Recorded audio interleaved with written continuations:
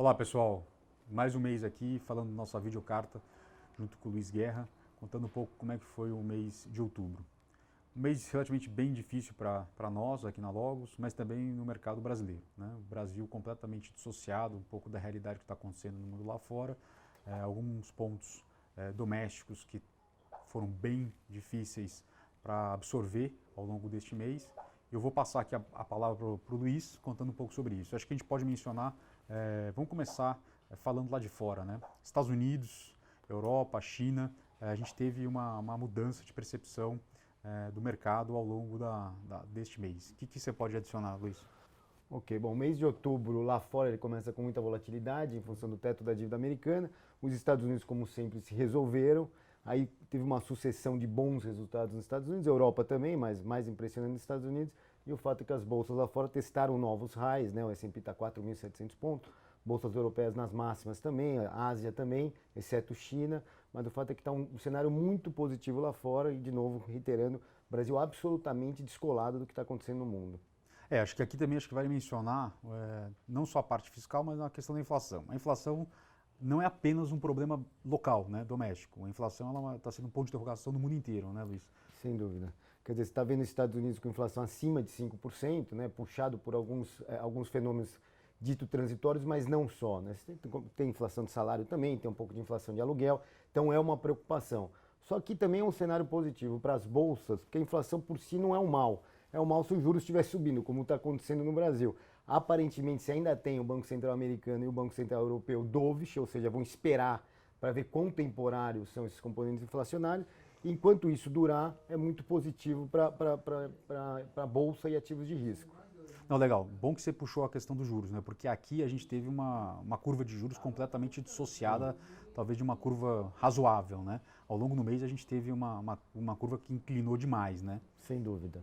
E acho que isso está muito ligado ao novo risco fiscal que apareceu, que foi a questão do furo do teto. Né? Só para retomar, furo do teto de gastos, né, implantado pelo Temer em 16, e o governo deve furar agora em outubro, né, já está praticamente anunciado.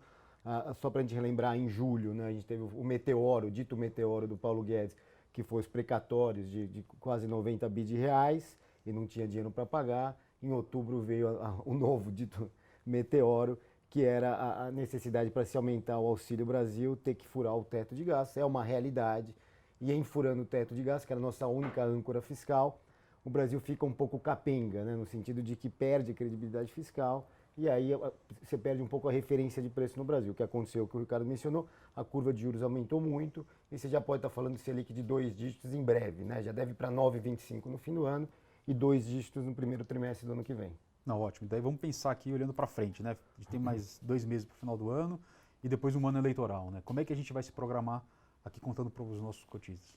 A bolsa 105 mil pontos, né? A gente não gosta muito de fazer análise top-down, né? Aquela análise de macro, de cima para baixo, a gente gosta de olhar as empresas e aí em função da nossa análise da empresa decidir o investimento, que é o que chama-se de análise bottom-up, mas fazendo aqui um pouco esse papel também macro de análise top-down, parece muito precificado esse cenário de risco, né? A bolsa parece barato, mesmo assumindo que os juros vá a 12%. Então a gente acha que muito já está no preço.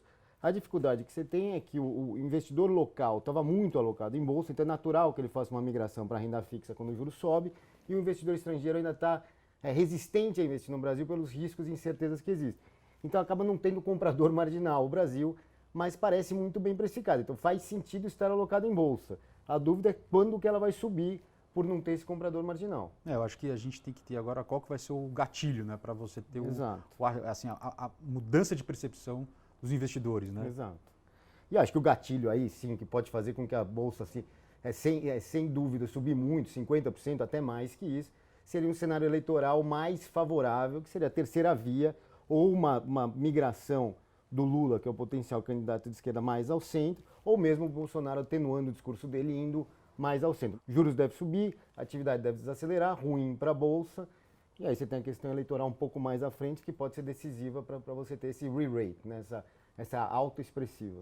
Acho que por fim, como a gente mencionou nossa última carta e nosso vídeo, a questão do relacionamento, né? Parece que é página virada, né? Esse era um dos riscos que a gente mencionou na carta, a gente estava bem mais confiante que a média do mercado, que era um risco que não dava para saber ainda.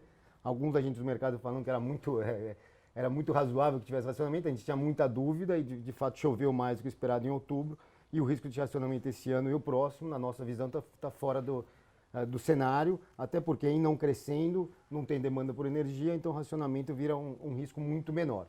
Esse é o lado positivo que aconteceu no mês de outubro no Brasil.